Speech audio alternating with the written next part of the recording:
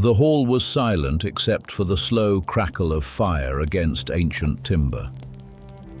Warriors stood in a heavy circle around the body, their shadows stretching along the wooden walls like ghosts from a fading world.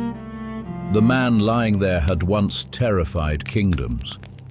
His name had crossed rivers and seas, whispered in monasteries and cursed in royal halls. Now he was motionless.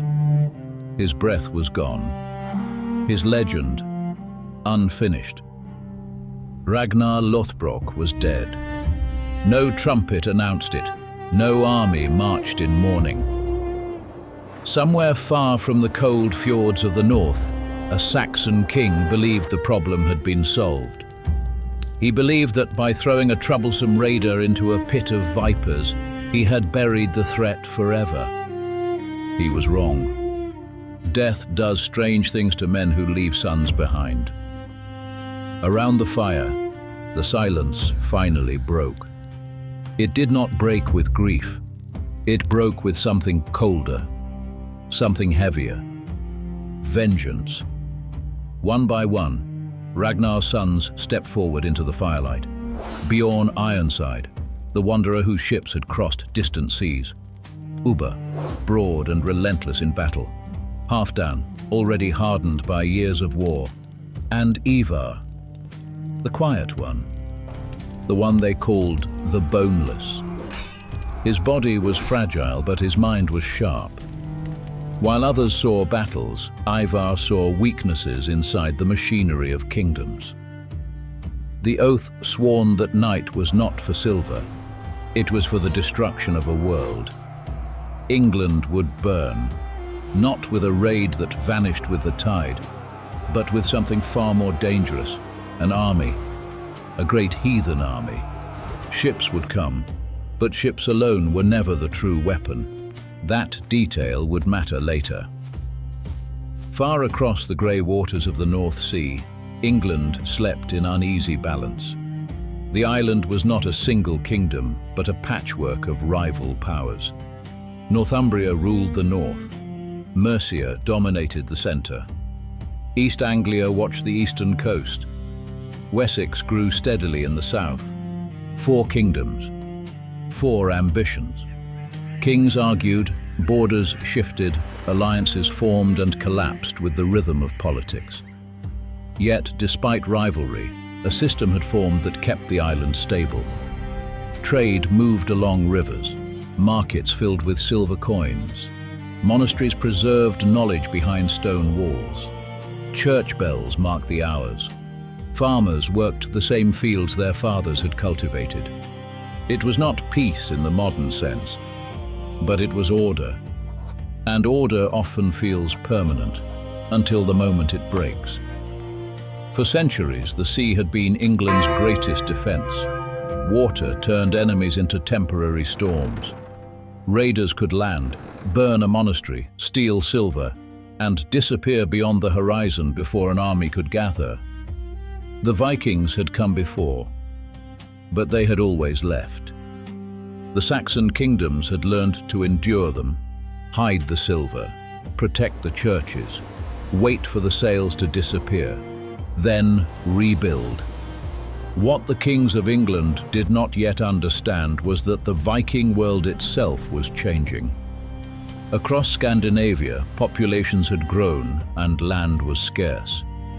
Younger warriors searched for wealth and power beyond the narrow fjords of their birth.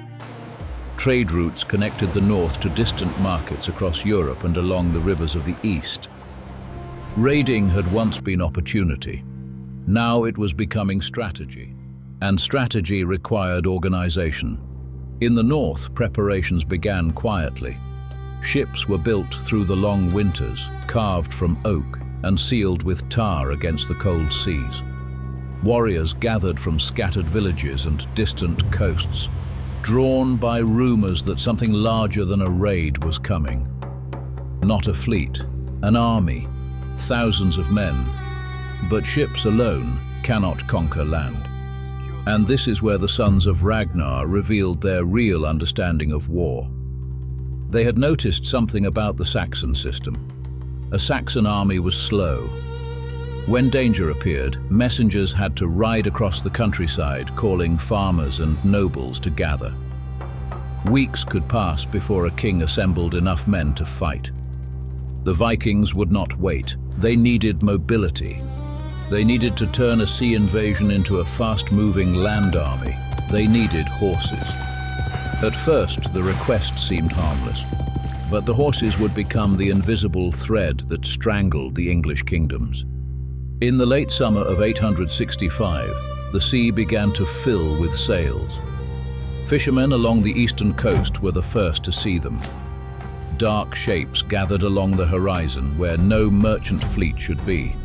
A few ships at first, then more, until the water itself seemed crowded with wooden dragons. Longships, dozens, then hundreds. Their carved prows cut through the surf with quiet confidence. Oars rose and fell in steady rhythm. Shields lined the hulls like rows of silent witnesses. This was not a raid. This was an invasion. When the fleet reached the coast of East Anglia, the landing was calm and controlled.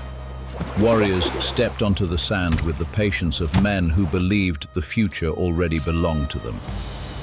King Edmund of East Anglia understood immediately how dangerous the situation was. His kingdom was not prepared to fight an army of this scale. Instead of battle, he chose negotiation. He gave them horses. What seemed like diplomacy became the turning point of the war. Mounted on Saxon horses, the Great Heathen Army moved inland with alarming speed. They followed the old Roman roads that crossed the island like ancient veins of stone. Villages that once relied on distance for safety suddenly found enemies arriving faster than warnings could travel. The machinery of England's defences began to strain. Messages raced between kingdoms. Northumbria struggled with civil war between rival kings. Mercia attempted to gather forces. East Anglia watched the storm it had unleashed move beyond its borders. But hesitation is fatal when facing a moving army. The Vikings did not wait. In 866, they marched toward one of the greatest cities in northern England, York. The city stood upon Roman foundations, its walls rising above streets filled with merchants and craftsmen. To the Saxons, it was a center of power and trade. To Ragnar's sons, it was an opportunity. Northumbria itself was divided between two rival kings. While they fought for the crown, the Viking army waited outside the city. Then they attacked. The gates were breached. Battle erupted through narrow streets where houses leaned over the roads like silent witnesses. Steel met shield, spears shattered. Smoke drifted above the rooftops as fighting spread through the city. By nightfall, York no longer belonged to the Saxons. It belonged to the Great Heathen Army, and something fundamental had changed. York was not just a victory, it became a base. From there, the Vikings controlled trade routes and gathered tribute from surrounding lands. The army was no longer drifting from raid to raid. It was embedding itself within the political structure of England. The collapse began to spread.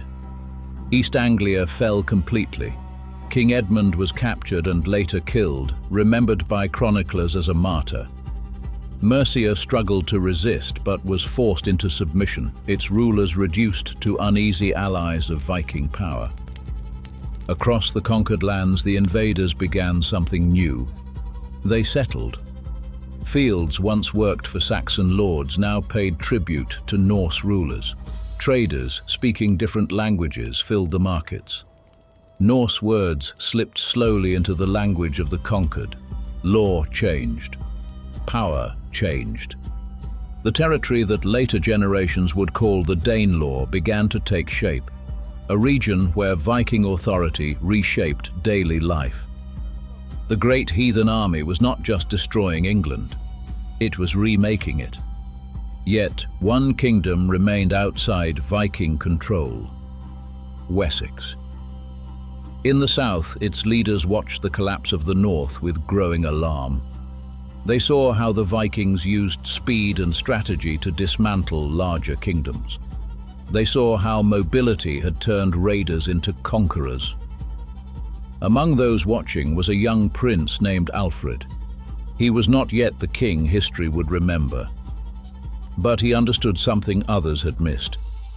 This war would not be decided by a single battle. It would be decided by adaptation, learning how the enemy moved, learning how the system had broken, learning how to build something stronger before the final collapse arrived.